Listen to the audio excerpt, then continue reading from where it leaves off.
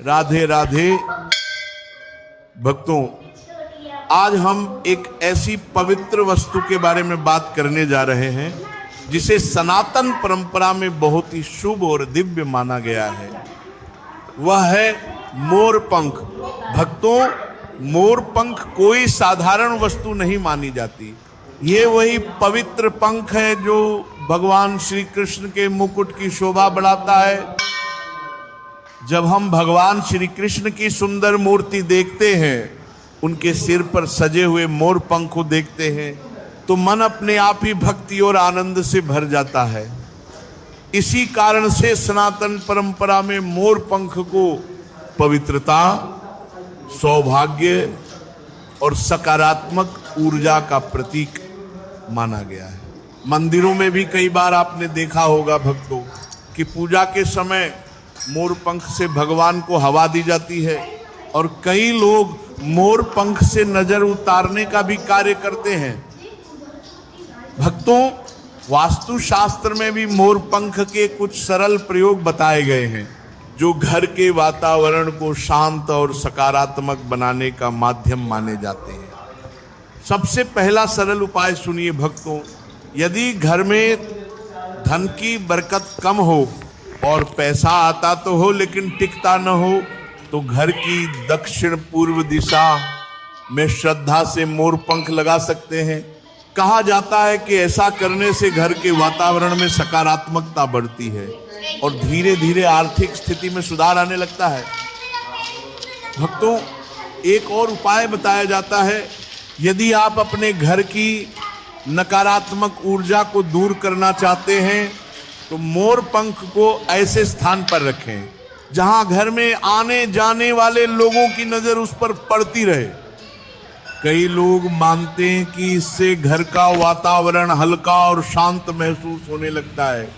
भक्तों, अगर घर में सुख, शांति और समृद्धि लानी हो तो दक्षिण पूर्व दिशा में मोर पंख का छोटा सा गुच्छा भी रखा जा सकता है।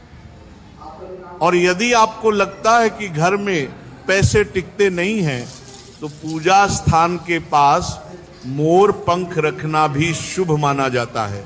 इससे घर के वातावरण में पवित्रता बढ़ती है और परिवार के सदस्यों के बीच प्रेम और मधुरता बनी रहती है। भक्तों, यदि किसी व्यक्ति को जीवन में बार बार रुकावटें आ रही हों, तो घर के मुख्य द्वार पर भगवान गणेश की प्रतिमा स्थापित करके उसके पास मोर पंख रखना भी शुभ माना गया है, क्योंकि गणेश जी को विघ्नहर्ता कहा गया है, जो जीवन की बाधाओं को दूर करने वाले देवता है। भक्तों, बच्चों के लिए भी एक सुंदर परंपरा बताई जाती है। यदि किसी बच्चे का पढ़ाई में मन नहीं लगता तो उसकी किताब में श्रद्धा से मोर पंख रख दिया जाता है।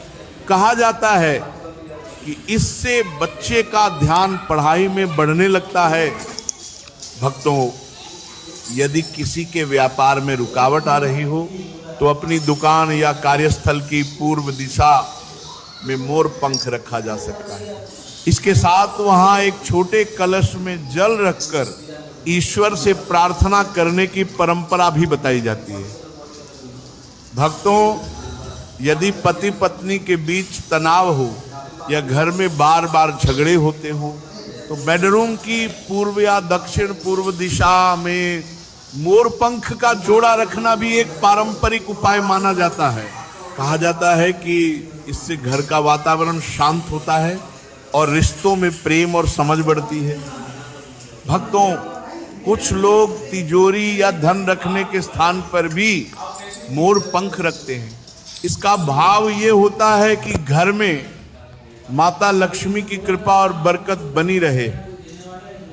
लेकिन भक्तों, सबसे महत्वपूर्ण बात हमेशा याद रखिए, मोर पंख हो, दीपक हो या कोई भी उपाय, इन सब का वास्तविक प्रभाव तब होता है जब मन में सच्ची श्रद्धा, सकारात्मक सोच और अच्छे कर्म होते हैं। जब मनुष्य ईश्वर का स्मरण करता है, दूसरों के साथ अच्छा व्यवहार करता है और अपने कर्मों को पवित्र रखता है, तब जीवन में धीरे धीरे सुख, शांति और समृद्धि का मार्ग खुलने लगता है। इसलिए भक्तों, मोर पंख को घर में आदर से रखें, ईश्वर का स्मरण करें।